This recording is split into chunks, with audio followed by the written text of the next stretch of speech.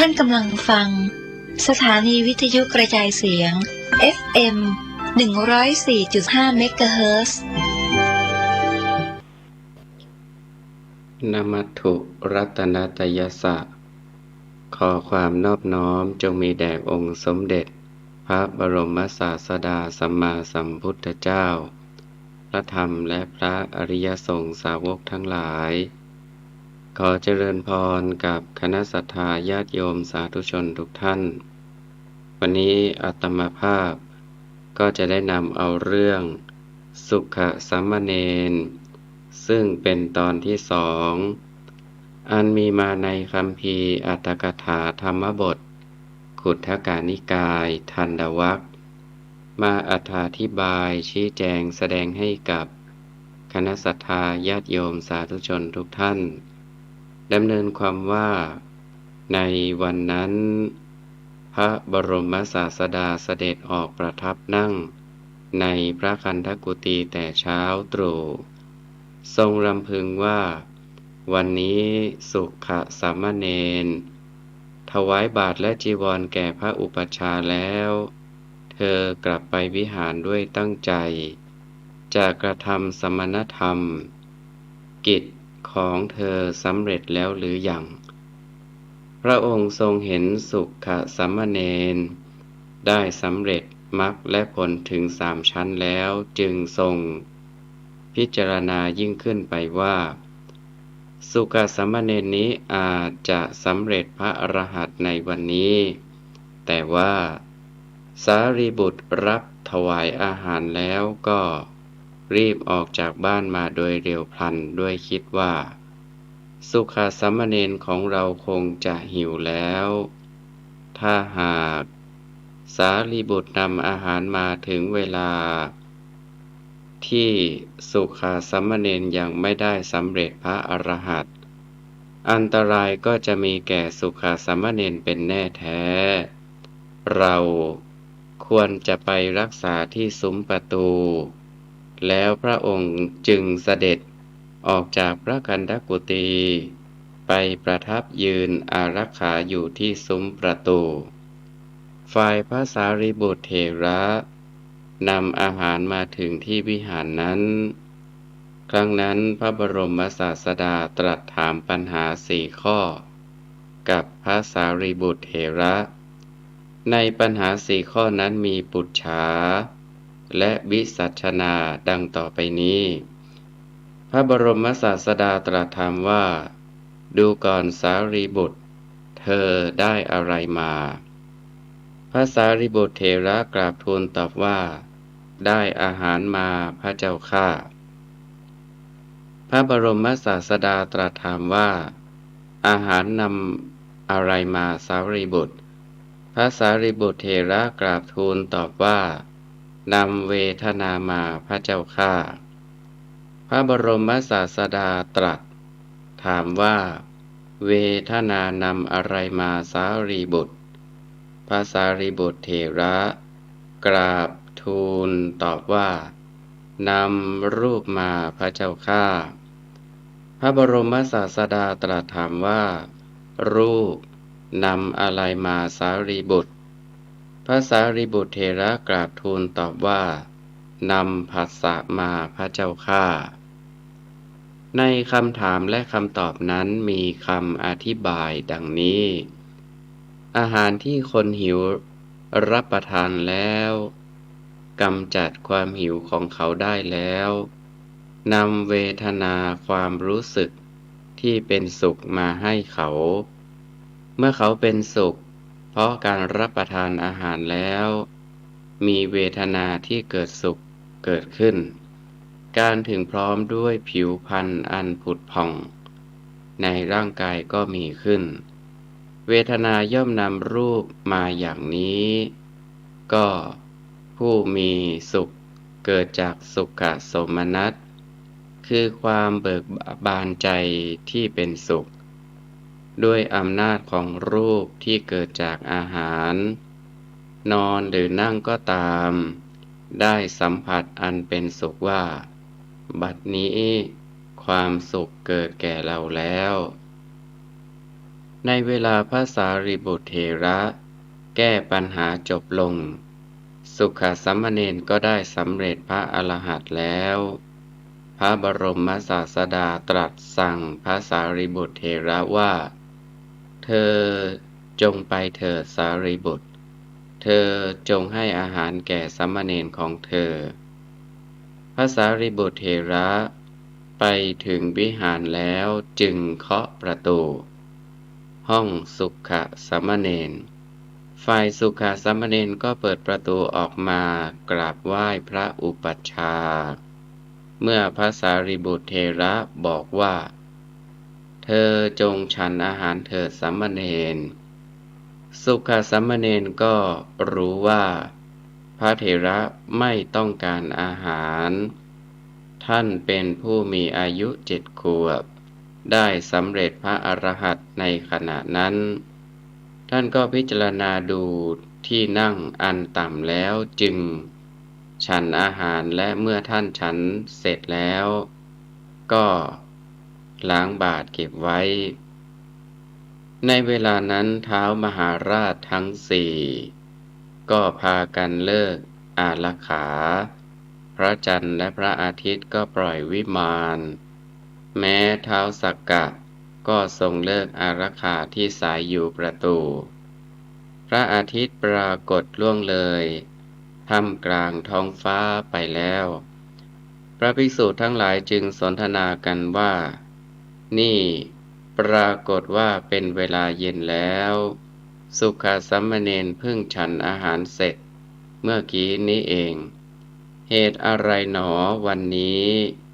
เวลาเช้าจึงมากเวลาเย็นจึงน้อยพระบรมศาสดาเสด็จมาตรัสถามว่าดูก่อนภิกษุทั้งหลายพวกเธอนั่งประชุมสนทนากันเรื่องอะไรพระภิกษุทั้งหลายกราบทูลตอบว่าวันนี้เวลาเช้ามากเวลาเย็นน้อยสุขสามเณรเพิ่งฉันอาหารเสร็จเมื่อกี้นี้เองมีเหตุอะไรพระอาทิตย์จึงปรากฏเคลื่อนคล้อยล่วงเลยท่ามกลางท้องฟ้าไปแล้วพระเจ้าข้าพระบรมศาสดาจึงตรัสว่าดูก่อนภิกษุทั้งหลายในเวลากระทำสมณธรรมของผู้มีบุญทั้งหลายย่อมเป็นเช่นนั้นก็ในวันนี้ท้าวมหาราชทั้ง4ทำหน้าที่อารักขาไว้โดยรอบวิหารพระจันทร์และพระอาทิตย์ได้รั้งวิมานหยุดไว้ท้าวสักกะเทวราชทรงรับอารักขาสายอยู่ตถาคตได้รับอารักขาที่ซุ้มประตูวันนี้สุขสามเณรเห็นคนไขน้ำไปจากเหมืองเห็นพวกช่างสอนดัดลูกศรให้ตรงเห็นพวกช่างถากกำลังถากทัพพระสัมภาระทั้งหลายทำล้อเกวียนเป็นต้นแล้วก็ถือเอาเหตุนั้นเป็นอารมณ์ฝึกตนแล้วได้สำเร็จพระอรหันต์ครั้นพระองค์ตรัสดังนี้แล้วจึงตรัสพระคาถานี้ที่มีอยู่ในคัมภีร์กุทกนิกายธรรมบทว่าอุทกังหินยันติเนติกาอุสุการาธรรมยันติเตชะนังทารุงธรรมยันติตัชฌกาอัตตานังธรรมยันติสัพพทาแปลเป็นภาษาไทยก็ได้ใจความว่าพวกคนไขน้ำย่อมไขน้ำไปพวกช่างสอนย่อมดัดลูกศรพวกช่างถากย่อมถากไม้ผู้ที่สอนง่ายทั้งหลายย่อมฝึกตนในเวลาที่พระบรมศาสดาทรงเทศนาจบชนเป็นจำนวนมากได้สำเร็จอริยผลทั้งหลายมีโสดาปัตติผลเป็นต้นอันหนึ่งความในพระคาถานี้ว่าพวกคนไขน้ำก็ไขน้ำเอาไปใช้ประโยชน์ในการทำนา พวกช่างสอนก็ดัดลูกศรให้ตรง พวกช่างถากก็ถากให้เป็นไปตามต้องการ และคนว่าง่ายสอนง่ายก็ฝึกหัดอบรมจิตใจของตนให้บริสุทธิ์ เพราะฉะนั้นเราควรจะเอาตัวอย่างสิ่งของที่ไม่มีจิตใจ บุคคลยังอาจบังคับให้เป็นไปตามประสงค์ได้ ส่วนคนเรามีจิตใจ มีความสำนึกรู้สึกได้ว่า อย่างไหนถูก อย่างไหนผิด อย่างไหนดี อย่างไหนชั่ว ก็จะบังคับจิตใจให้เป็นไปตามที่ดีที่ต้องการได้ เว้นแต่เราจะไปฝึกหัดอบรมหรือปล่อยไปโดยไม่สนใจใยดี เปรียบเสมือนปลาที่ลอยไปตามน้ำขึ้นน้ำลงฉะนั้น ส่วนบุคคลที่ว่าง่ายสอนง่ายเป็นคนดีที่ชอบฝึกหัดอบรมตนเองแต่บุคคลที่ว่ายากสอนยากนั้นเปรียบเสมือนไม้แก่ดัดยากดัดมากก็หักด้วยเหตุนั้นทุกคนควรทำตนให้เป็นคนว่าง่ายสอนง่ายเป็นผู้เชื่อฟังคำสอนของคุณพ่อคุณแม่คุณปู่คุณย่าคุณตาคุณยายคุณครูบาอาจารย์เมื่อท่านสั่งสอนในทางที่ดีก็ต้องเชื่อฟังและปฏิบัติตามหรือเราก็ต้องสอนตัวเองดังที่พระสัมมาสัมพุทธเจ้าตรัสว่าติติงตนเพราะเหตุใดไม่ควรกระทำเช่นนั้นจะได้รับความสำเร็จเป็นรางวัลชีวิตดังเช่นสุขสามเณรกระทำไว้นั้นนี้ก็เป็นประวัติของสุขสามเณรซึ่งเป็นตอนสุดท้ายลำดับต่อไปนี้ก็จะเป็นประวัติอีกสามเณรรูปหนึ่งในพระพุทธศาสนาที่อาตมาภาพจะได้นำมาอธิบายชี้แจงแสดงให้กับคณะศรัทธาญาติโยมสาธุชนทุกท่านสามเณรรูปนี้มีชื่อว่าสุมาณะสามเณรสุมาณะสามเณรนั้นได้เป็นพระอรหันต์ตั้งแต่อายุเพียง7 ขวบและได้รับประทานทายัชชอุปสมบททายัชชอุปสมบทก็คืออุปสมบทเป็นประโยชน์เกื้อกูลแก่กุลบุตรผู้ถือเอาทรัพย์ที่พระผู้มีพระภาคเจ้าพึงให้จากพระผู้มีพระภาคเจ้าเมื่อมีอายุได้7 ขวบเท่านั้นท่านเป็นผู้ปฏิบัติตนเป็นศิษย์ที่ดีไม่มีความถือตัวหรืออวดอ้างว่าตนเป็นคนเก่งตั้งใจทำหน้าที่ตามความเยาว์วัยทั้งเป็นผู้ประพฤติตนเป็นคนว่านอนสอนง่ายชีวประวัติของสุมาณะสามเณรนั้นตามที่มีเรื่องราวเรื่องเล่าไว้ทั้งในอดีตชาติและปัจจุบันชาติและชีวประวัติอดีตชาตินั้นมีบันทึกไว้ในอรรถกถาคัมภีร์ปรมัตถทีปณีที่ขยายความบาลีคัมภีร์ขุทกนิกายเถรคถาและในอรรถกถาคัมภีร์วิสุทธชนวิลาสินีที่ขยายความบาลีขุทกนิกายอปทานในสกจิตนิยวรรคว่าสุมาณะสามเณรได้บำเพ็ญบุญญาธิการไว้ในพระพุทธเจ้าทั้งหลายแต่ครั้งปางก่อนโดยท่านสร้างบุญสร้างกุศลไว้ในภพนั้น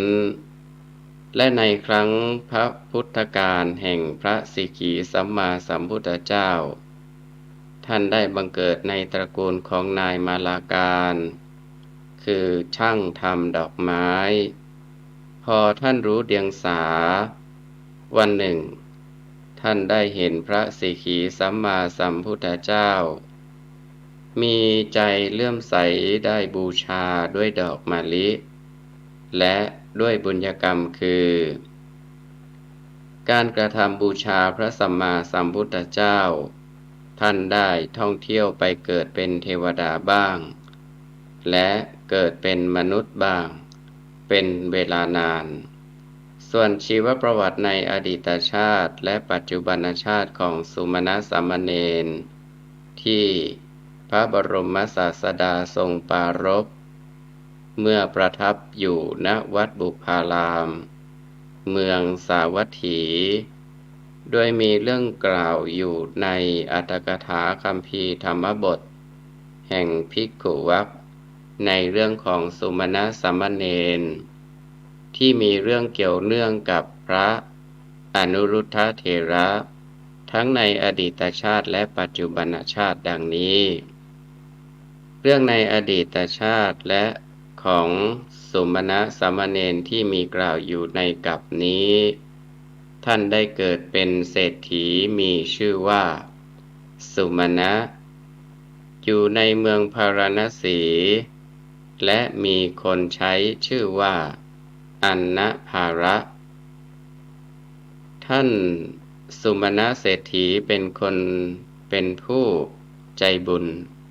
ได้ให้มหาทานคือทานอันยิ่งใหญ่เป็นนิตยการอยู่ในเมืองพาราณสี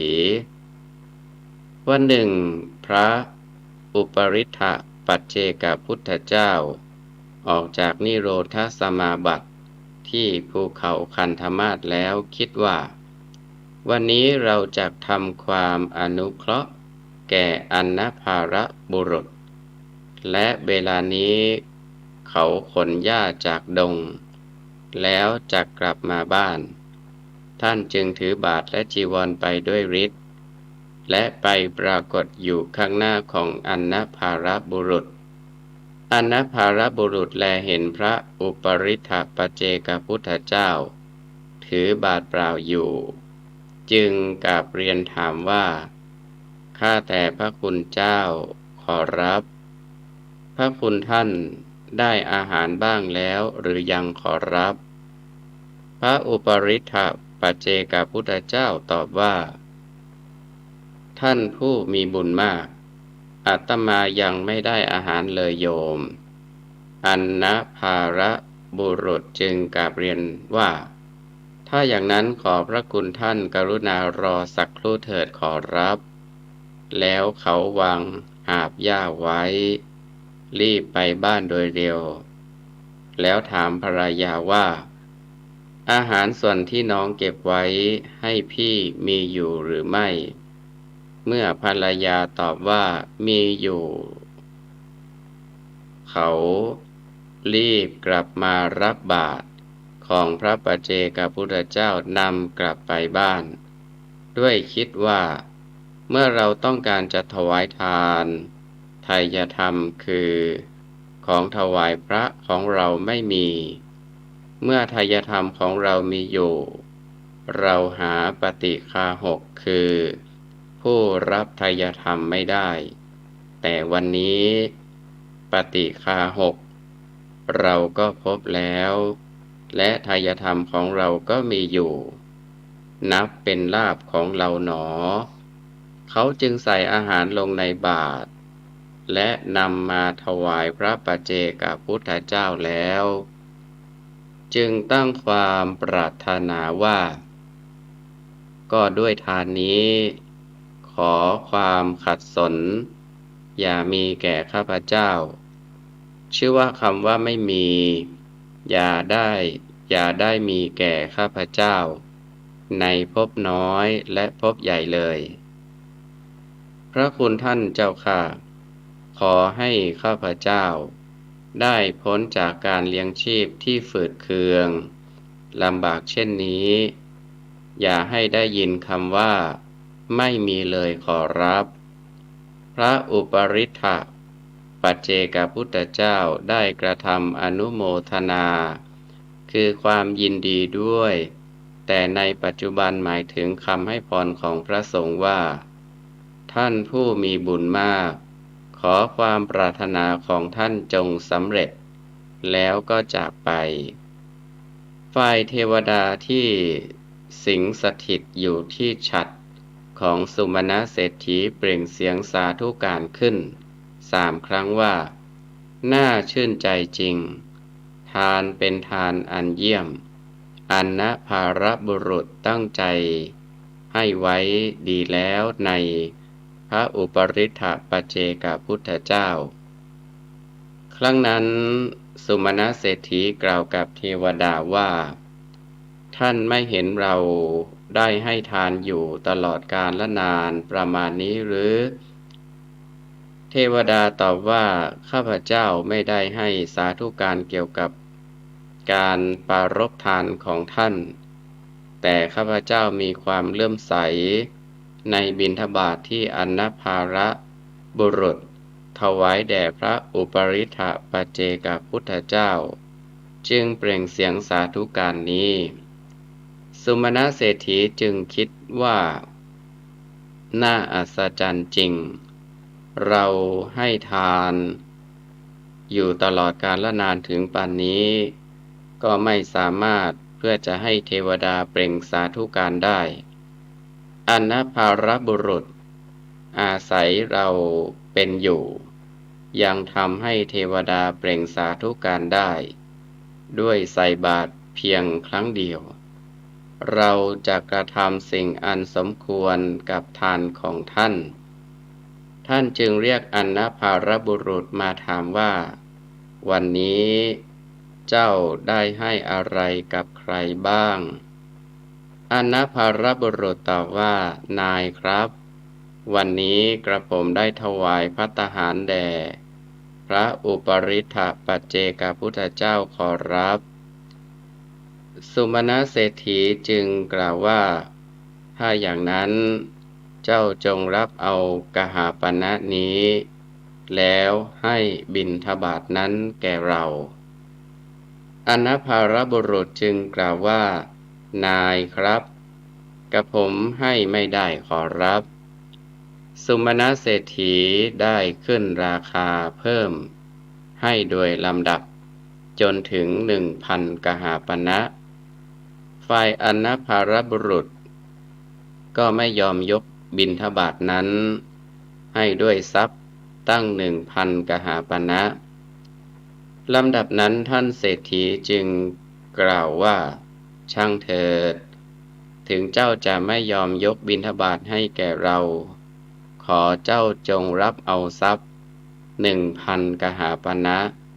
แล้วให้ส่วนบุญแก่เราเถิด อันนภารบุรุษกล่าวว่า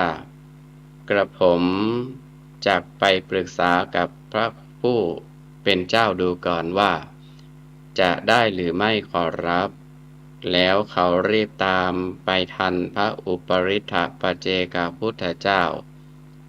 จึงกราบเรียนถามว่า ข้าแต่พระคุณเจ้าผู้เจริญขอรับ สุมาณเศรษฐีได้ให้ทรัพย์ 1,000 กหาปณะแก่กระผม แล้วขอส่วนบุญในการใส่บาตรพระคุณท่าน กระผมจะกระทำอย่างไรดีขอรับ ครั้งนั้นพระอุปริทธปัจเจกพุทธเจ้า จึงนำข้อความมาเปรียบเทียบให้ฟังว่า ท่านผู้เป็นบัณฑิตในบ้าน100 ตระกูล แต่มีประทีป1 ดวง จุดลุกโพลงอยู่ในเรือนหลังหนึ่ง พวกชนนอกนั้นจึงเอาไส้ประทีปจุ่มลงในน้ำมันของตน แล้วไปจุดต่อจากประทีปดวงนั้น แสงสว่างของประทีปจะมีอยู่หรือหมดไป อันนภารบุรุษกราบเรียนตอบว่า แสงสว่างย่อมมีมากขึ้นขอรับ พระปัจเจกพุทธเจ้ากล่าวต่อไปว่า ท่านผู้เป็นบัณฑิตฉันนั้นนั่นแหละ จะเป็นข้าวต้มสักกระบวยหรือว่า ข้าวสวยสักทัพพีก็ตามที่ตนได้ใส่บาตรแล้วเมื่อบุคคลให้ส่วนบุญนั้นแก่ผู้อื่นเท่าใดบุญนั้นก็เพิ่มมากขึ้นเท่านั้นก็ท่านได้ใส่บาตรครั้งเดียวแต่เมื่อท่านได้ให้ส่วนบุญแก่ท่านเศรษฐีก็เท่ากับเป็นการใส่บาตร2 ครั้งคือส่วนหนึ่งเป็นของท่านอีกส่วนหนึ่งเป็นของท่านเศรษฐีอันนภารบุรุษรับว่าดีแล้วขอรับพระคุณท่านเขาไหว้พระปัจเจกพุทธเจ้าแล้วจึงกลับไปหาท่านสุมาณะเศรษฐีแล้วกล่าวว่านายครับขอท่านจงรับเอาส่วนบุญเถิดขอรับสุมาณะเศรษฐีกล่าวว่าถ้าเช่นนั้นเจ้าจงรับกหาปณะเหล่านี้ไปอนัพพารบุรุษกล่าวปฏิเสธว่ากระผมไม่ได้ขายบิณฑบาตแต่กระผมให้ส่วนบุญแก่นายด้วยศรัทธาขอรับสุมาณะเศรษฐีจึงกล่าวว่าเจ้าให้เราด้วยศรัทธาเจ้าให้เราด้วยศรัทธาถึงเราก็บูชาคุณของเจ้าด้วยศรัทธาเจ้าจงรับทรัพย์นี้ไปเถิดและจำเดิมแต่นี้ไปเจ้าไม่ต้องลงมือกระทำการงานเองเจ้าจงสร้างเรือนอยู่ที่ริมถนนนั้นเถิดและจงถือเอาวัตถุสิ่งของทุกอย่างที่เจ้าต้องการจากสำนักของเราไปได้อันหนึ่งบิณฑบาตที่บุคคลถวายแก่ท่านผู้ออกจากนิโรธสมาบัติย่อมให้ผลในวันนั้นทันทีเพราะฉะนั้นแม้พระราชาทรงสดับความเป็นไปเรื่องนั้นแล้วจึงรับสั่งให้อนัพพารบุรุษมาเฝ้าทรงขอรับส่วนบุญแล้วพระราชทานทรัพย์สมบัติมากมายทั้งพระราชทานตำแหน่งเศรษฐีแก่อนัพพารบุรุษด้วยอนัพพารบุรุษนั้นได้เป็นสหายของสุมาณะเศรษฐีและเขาได้กระทำบุญอยู่ตลอดชีวิตครั้นเวลาเขาสิ้นชีวิตจากชาตินั้นแล้วก็ได้ไปเกิดในเทวโลกแล้วได้ท่องเที่ยวอยู่ในเทวโลกและมนุษยโลกและในพุทธกาลนี้ท่านได้มาถือปฏิสนธิในตำหนักของเจ้าสักกยะพระนามว่าอามิโตทนะในพระนครกบิลพัสสพระปยุรญาติทั้งหลายทรงขนานพระนามแก่พระกุมารนั้นว่าอนุรุทธะเจ้าอนุรุทธกุมารเป็นพระกนิษฐพาดาคือเป็นน้องชายของเจ้ามหานามสักกยะเป็นโอรสในพระเจ้าอาของพระบรมศาสดาได้เป็นผู้สุขุมารชาติคือมีความละเอียดอ่อนผู้ดีตระกูลสูงอย่างยิ่งเป็นผู้มีบุญมากสาเหตุที่เจ้าอนุรุทธะผนวดนั้นเพราะได้สดับความไม่รู้จักจบสิ้นแห่งการงานทั้งหลายที่มีพี่ชายสอนตามในเป็นต้นว่ามาเถิดอนุรุทธะฉันจักสอนการงานของคฤหัสถ์จำต้องไถนาก่อนเป็นต้นเป็นการงานไม่มีที่สิ้นสุดจึงทูลลาพระมารดาว่าหม่อมฉันไม่ต้องการอยู่ครองเรือนแล้วเสด็จออกไปพร้อมกับพระโอรส ของพระเจ้าสักยะ5 พระองค์ มีเจ้าพัทธิยะทรงเป็นหัวหน้า ทรงไปเฝ้าพระบรมศาสดาณอนุปิยอัมพวัน แล้วผนวด ครั้นผนวดแล้ว พระอนุรุทธะเป็นผู้ปฏิบัติชอบ แล้วได้สำเร็จวิชา3 ประการ ท่านนั่งอยู่บนอาสนะเดียวนั้นสามารถเล็งดูโลกธาตุ1,000ได้ด้วยทิพจักขุ ดุจดูผลมะขามป้อมที่บุคคลวางไว้บนฝ่ามือฉะนั้น จึงเปล่งอุทานขึ้นว่า เราย่อมระลึกได้ซึ่งบุพเพนิวาส เราสำเร็จทิพยจักขุแล้ว เราเป็นผู้ได้วิชชา3 เป็นผู้สำเร็จฤทธิ์ เราได้กระทำตามคำสอนของพระพุทธเจ้าแล้ว พระเถระพิจารณาดูว่า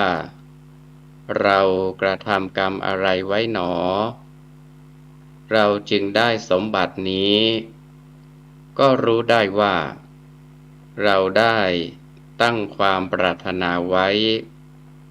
แทบบาทมูลของพระปทุมุตตรสัมมาสัมพุทธเจ้า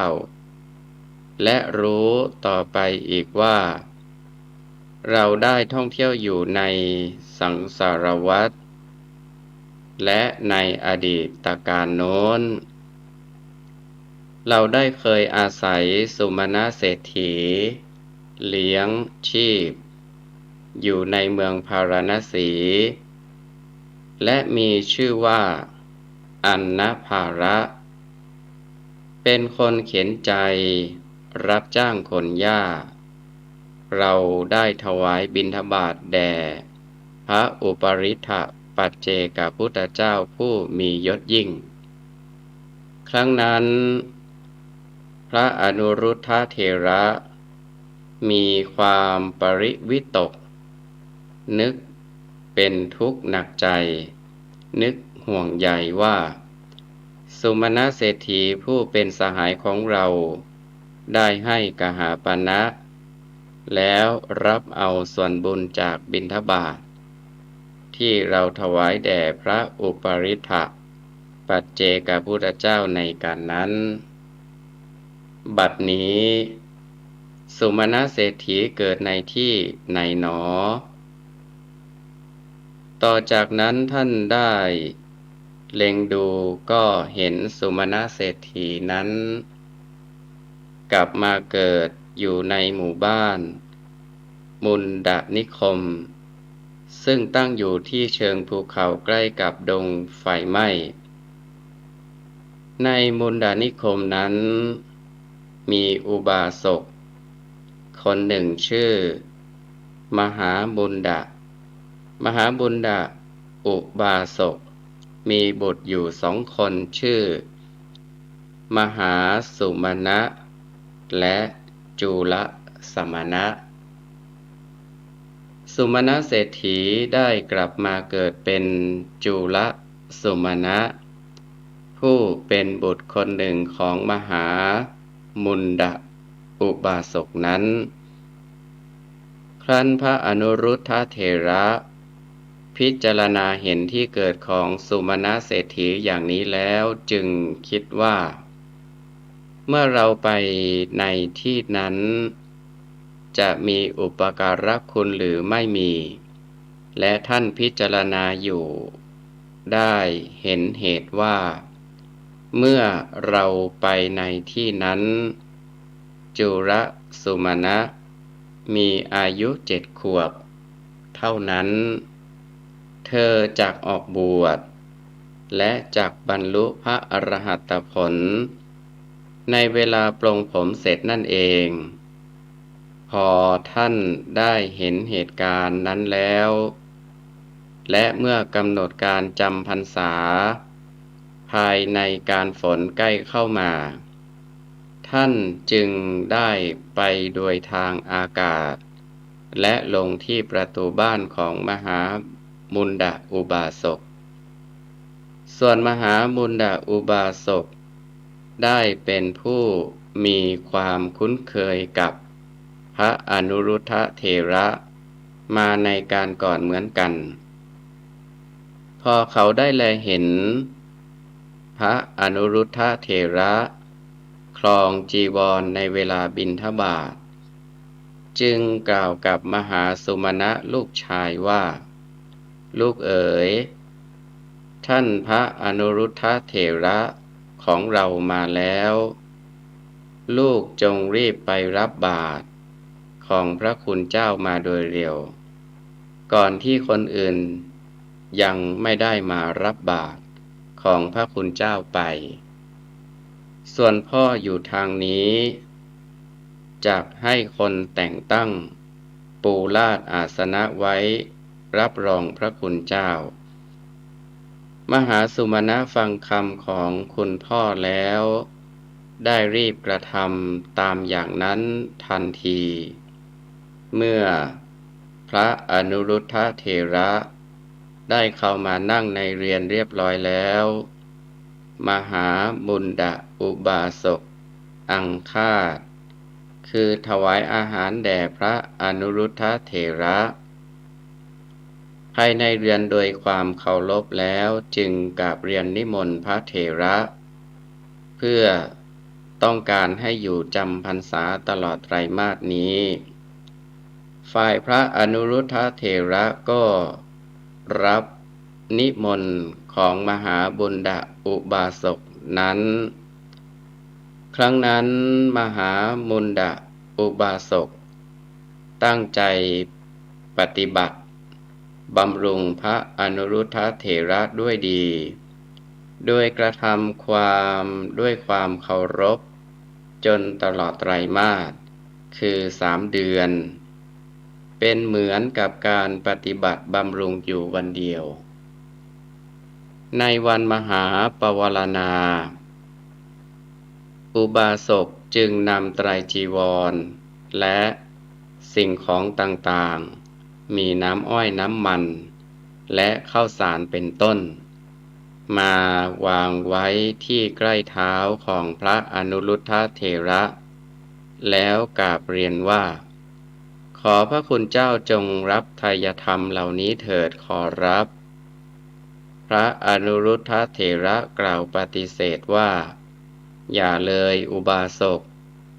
อาตมาไม่ต้องการสิ่งเหล่านี้สิ่งของต่างๆเหล่านี้มหามุณฑะอุบาสกจึงกล่าวว่าข้าแต่พระคุณเจ้าผู้เจริญสิ่งของเหล่านี้ชื่อว่าลาภที่เกิดขึ้นแด่พระภิกษุสงฆ์ผู้อยู่จำพรรษาขอพระคุณเจ้าจงรับไว้เถิดขอรับพระเถระกล่าวปฏิเสธว่าอย่าเลยอุบาสกมหาบุณฑะอุบาสกจึงกราบเรียนถามว่าเพราะเหตุไรท่านจึงไม่ยอมรับขอรับพระเถระกล่าวปฏิเสธว่าเพราะกัปปิยการกคือผู้ทำให้เป็นสิ่งสมควรแก่สมณะคือถูกต้องตามพระวินัยแม้เพียงเป็นสามเณรก็ไม่มีอยู่ในสำนักของอาตมาพระเถระกล่าวปฏิเสธว่าเพราะกัปปิยการกไม่มีมหาบุณฑะอุบาสกจึงกราบเรียนว่าพระคุณเจ้าผู้เจริญถ้าอย่างนั้นมหาสุมาณะผู้เป็นบุตรชายของกระผมจากบรรพชาเป็นสามเณรเพื่อปฏิบัติพระคุณเจ้าขอรับพระเถระกล่าวปฏิเสธว่าดูก่อนอุบาสกอาตมาไม่ต้องการมหาสุมาณะมหาสุมาณะมหาบุณฑะอุบาสกจึงกราบเรียนว่าพระคุณเจ้าผู้เจริญถ้าอย่างนั้น ขอพระคุณเจ้าจงให้จุลสุมาณบรรพชาเถิดขอรับ พระเถระกล่าวว่าดีละแล้วให้จุลสุมาณบรรพชาเป็นสามเณรจุลสุมาณนั้นได้สำเร็จเป็นพระอรหันต์ในเวลาปลงผมเสร็จนั่นเองสุมาณสามเณรได้เป็นพระอรหันต์แล้วท่านได้ระลึกถึงปุพกรรมคือกรรมที่กระทำไว้แต่ปางก่อนของท่านก็เกิดสมนัสจึงกล่าวถึงความดีที่กระทำไว้ในอดีตชาติและความสำเร็จปริญญาชีวิตที่เป็นความสำเร็จสูงสุดในพระพุทธศาสนาดังมีข้อความบันทึกไว้ในบาลีคัมภีร์ขุททกนิกายอปทานแห่งสกจิตตนิยวรรคดังนี้ในครั้งนั้นเราได้เป็นนายมาลาการมีชื่อว่าสุมาณะได้เห็นพระพุทธเจ้าผู้ทรงปราศจากทุลีทรงสมควรรับเครื่องบูชาของชาวโลกเราจึงใช้มือทั้งสองประคองดอกมะลิที่บานดีแล้วไปบูชาพระสิขีพุทธเจ้าผู้ทรงเป็นเผ่าพันธุ์ของโลกด้วยการบูชาด้วยดอกไม้นี้และด้วยการตั้งจิตปรารถนาของเราตั้งแต่นั้นมาเราไม่เคยรู้จักทุกขติเลยนี้เป็นผลแห่งการบูชาพระพุทธเจ้านับแต่เราได้บูชาพระพุทธเจ้าในกัปที่31นับย้อนกลับไปจากกัปนี้เราไม่เคยรู้จักทุกขติเลยนี้เป็นผลแห่งการบูชากัปที่26นับถอยหลังจากกัปนี้ไปเราได้เป็นพระเจ้าจักรพรรดิผู้สมบูรณ์ด้วยแก้ว7ประการมียศยิ่งใหญ่อยู่4ชาติเมื่อตกมาถึงในชาตินี้เราได้สำเร็จปฏิสัมภิทา4ประการวิโมกข์8ประการ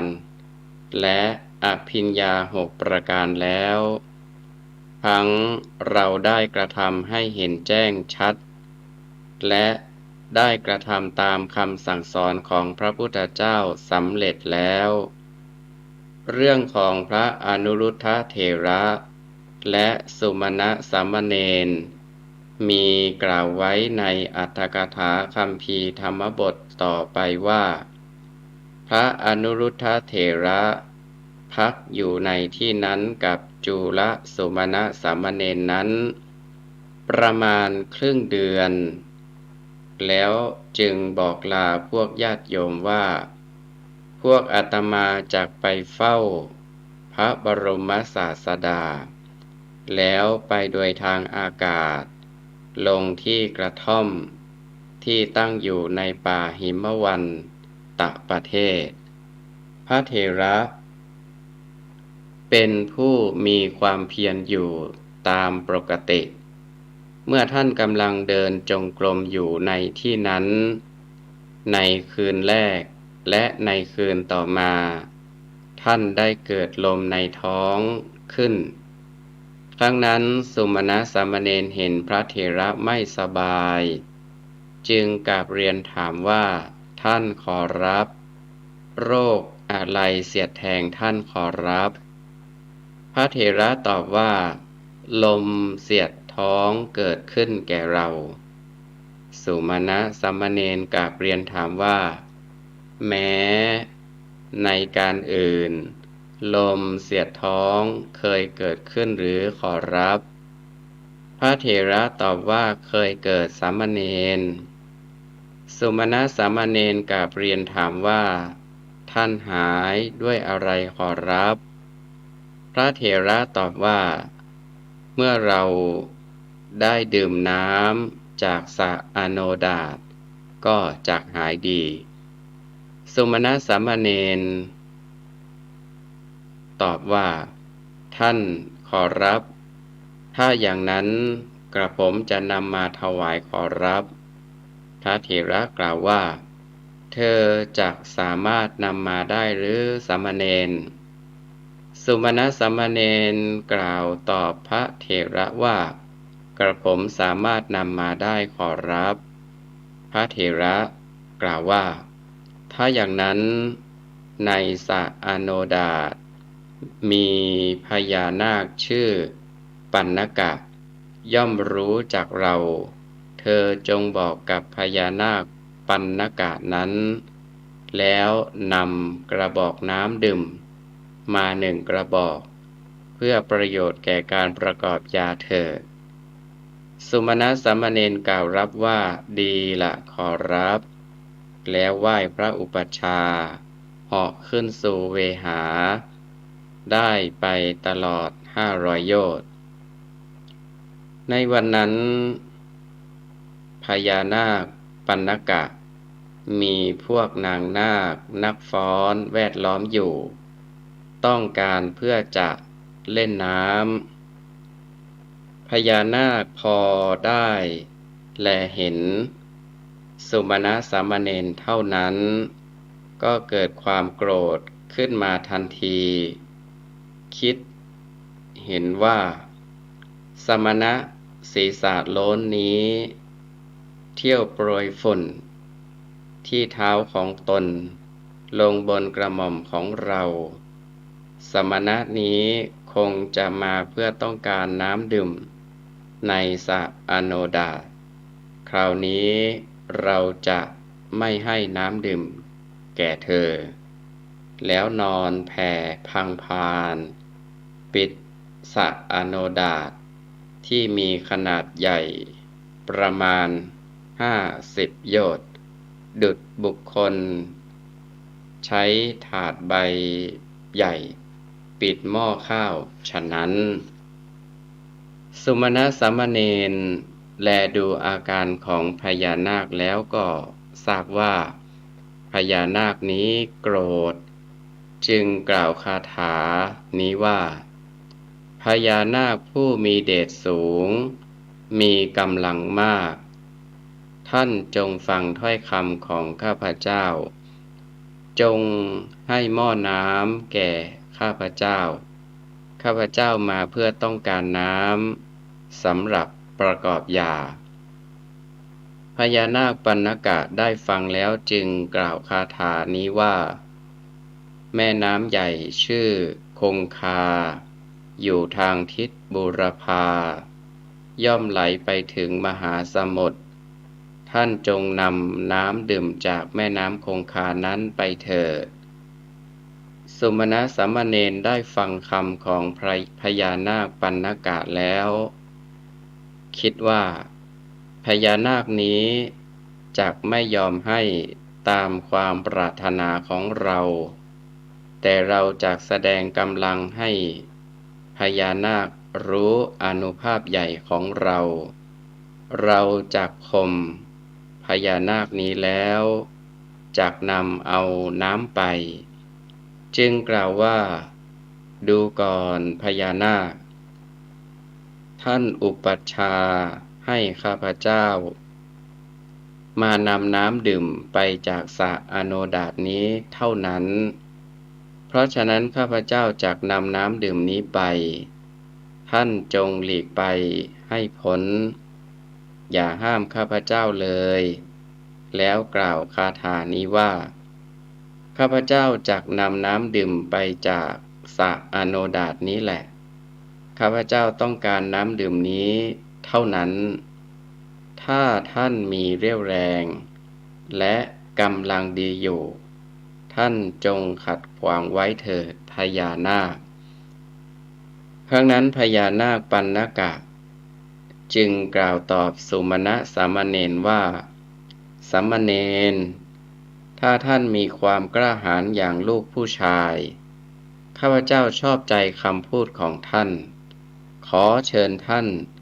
จงนำน้ำดื่มของข้าพเจ้าไปเถิดลำดับนั้นสุมาณะสามเณรกล่าวตอบพญานาคปัณณกะนั้นว่าดูก่อนมหาราชข้าพเจ้าจักนำน้ำดื่มของท่านไปให้ได้พญานาคปัณณกะจึงกล่าวว่าแม้ท่านมีความสามารถก็จงนำไปเถิดสุมาณะสามเณรรับปฏิญญาของพญานาคปัณณกะถึง3 ครั้งว่าถ้าอย่างนั้นท่านจงรู้ดีเถิดนะแล้วท่านจึงคิดว่าเราควรจะแสดงอานุภาพแห่งพระพุทธศาสนาให้ประจักษ์แล้วจึงนำน้ำดื่มไปและท่านได้ไปยังที่อยู่ของพวกอากาสัทธกะเทวดาคือเทวดาที่อยู่ในอากาศก่อนเทวดาเหล่านั้นได้ไหว้สุมาณะสามเณรแล้วจึงยืนถามว่าพระคุณเจ้าผู้เจริญมีเรื่องราวอะไรกันหรือขอรับสุมาณะสามเณรกล่าวตอบว่าข้าพเจ้าจะกระทำสงครามกับพญานาคปัณณกะที่หลังสระอโนดาตพวกท่านจงพากันไปที่นั้นเพื่อดูความชนะและความแพ้เถิดแล้วสามเณรได้ไปหาท้าวโลกบาลทั้ง4ท้าวสักกะท้าวสุยามะ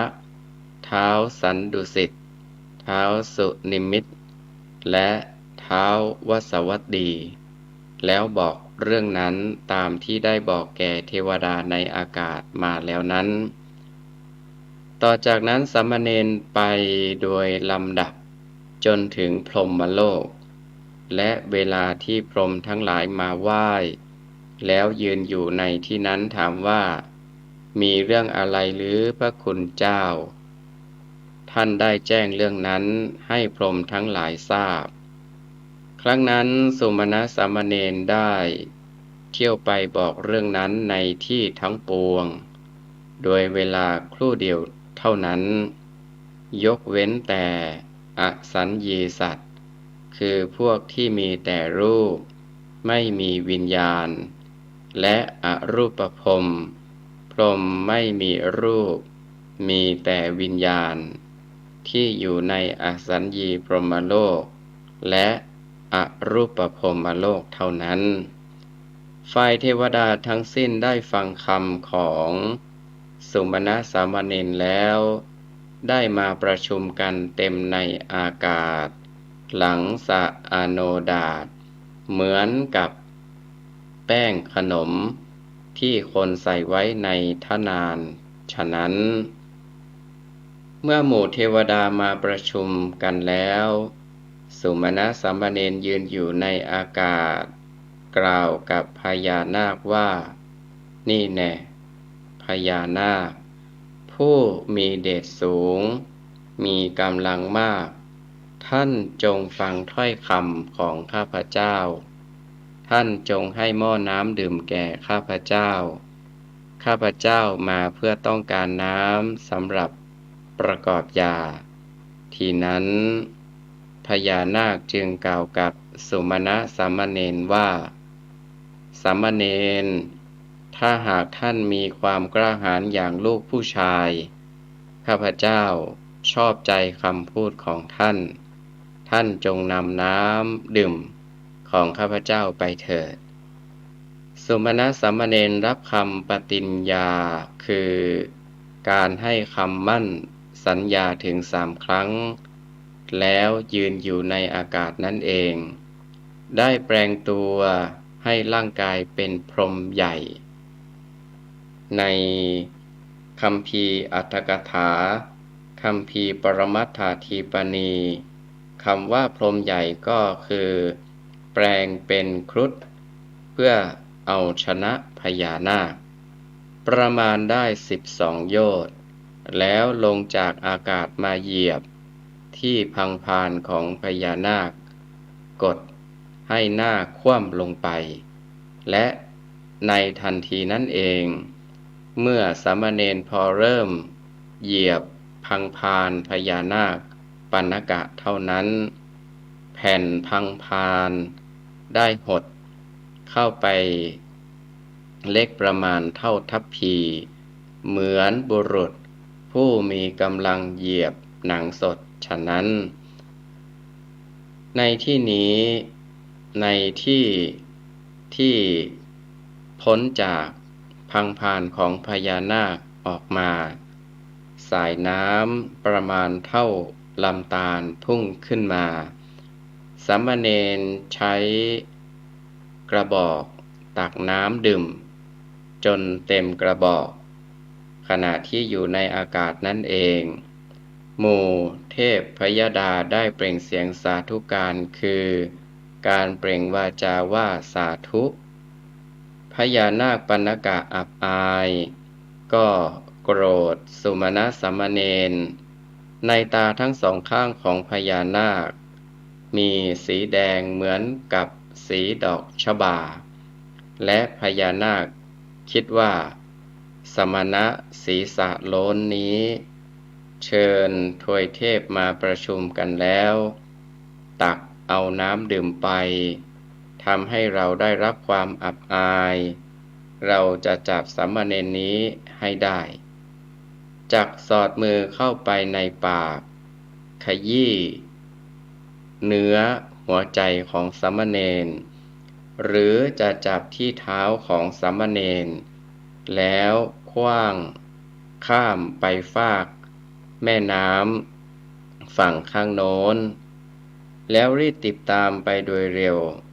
แม้พญานาคติดตามไปก็ไม่สามารถจะตามสุมาณะสามเณรได้ทัน